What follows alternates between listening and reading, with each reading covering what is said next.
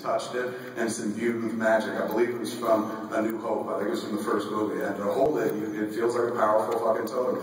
I understand the urge to have something like that, but for me, like, moments like that, that's fucking priceless. Like, I understand there are only so many Stormtrooper helmets in the world, but that will never happen again. The way that all the stars aligned so that my mother could compare Mark Hamill to his action figure, you know, and me playing with him. So shit like that is what does it for me more so than getting props and stuff. And if I had to pick a highlight moment, hands down, it would be probably lightsaber fighting with Mark Hamill. In the middle of it, there was this, just, you know, when you're doing shit, like when you talk about actors, like, hey man, when you kiss in the movies, is it fucking awesome? You get a boner and shit.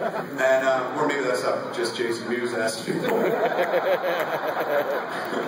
But generally speaking, actors will tell you like, oh, like even Jason kissed Shannon and Jane Silent Bob Strike Back. And it looked pretty good, man. And I was like, man, this is pretty passionate. Did you get a little wood or whatever? He's like, no, dude, I was too nervous. Everybody's staring and shit, like, blah, blah, blah.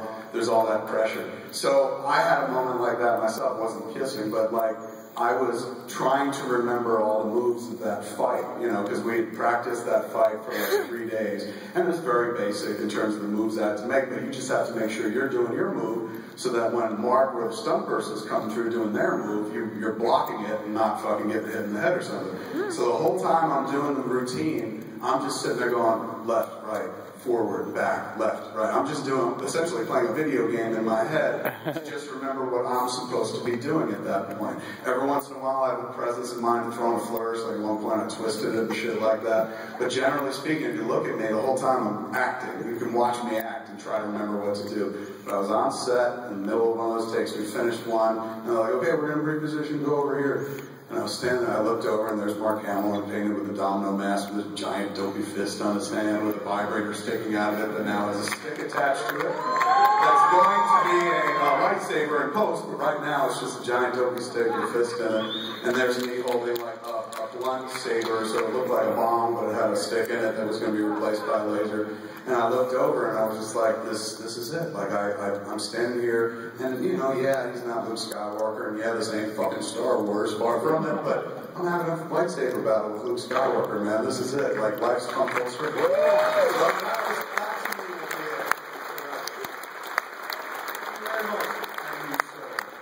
absolutely it. Hey, Kevin, it's nice to have you out here tonight. I'm a huge fan, and I think you've really influenced the way movies and comedies have been made over the last Thank you. You're wrong, but thank you. My question to you is, have you met George Lucas, and if you had a conversation with him, would you have any ideas for Star Wars Episode 7? Yeah, I would pitch him on Army of the Fed. I was like, dude, it'll make you a billionaire. He's like, keep going. Did I ever meet him? No, but I had a moment with him. I was fortunate enough where we got to mix a lot of our flicks up at Skywalker. There was a movie we did called Chasing Amy, and I guess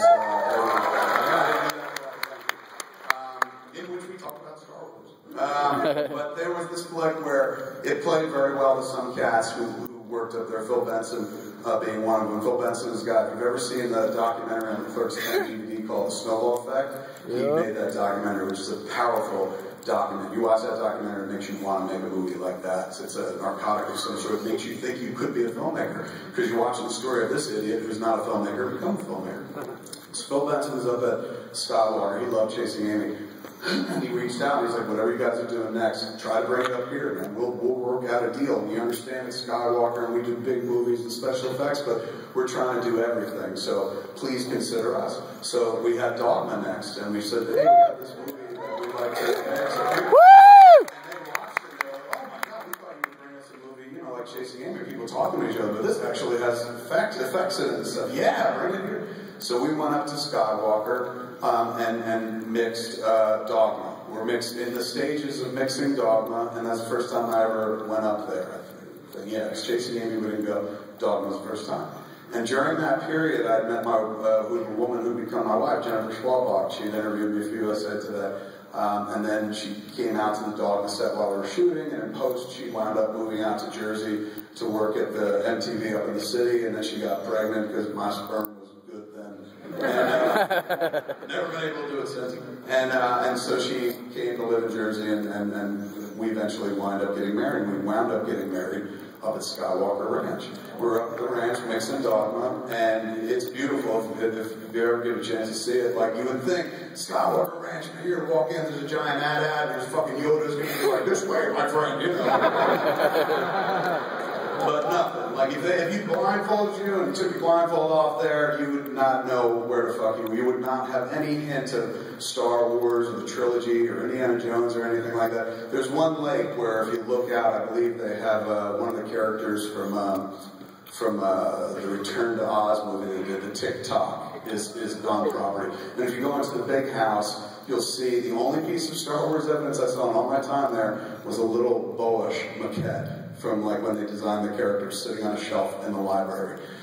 So you wouldn't necessarily know that it's when I tell people like I got married at Skywalker, like you are the biggest fan, but I'm like, well, only because I'm fat. But it's not. That's not because of fan. It wasn't because of my Star Wars fan. It's because of the lady who became my wife, Jennifer. She was like, this is so beautiful. Like it's gorgeous. Like, dude owns acres and acres of fucking property, and they got like wildlife walking around and stuff. They got their own fire departments. It's its own little world, community.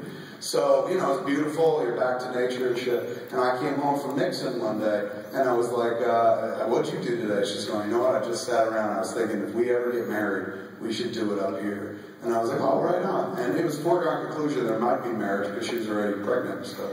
So, I was like, yeah, what a nice idea. And, you know, I thought it would just die in committee right there. But she kept bringing it up, she's going, it's beautiful here, man, we should really think about doing it. And I was like, well, what about doing it now? You want to get married now? She's like, oh my God, you want? And I said, yeah. So we wound up getting married right there on Skywalker Ranch. Now, I didn't want to ask anybody lest they'd be like, you can't do that. So we just did it on the slide.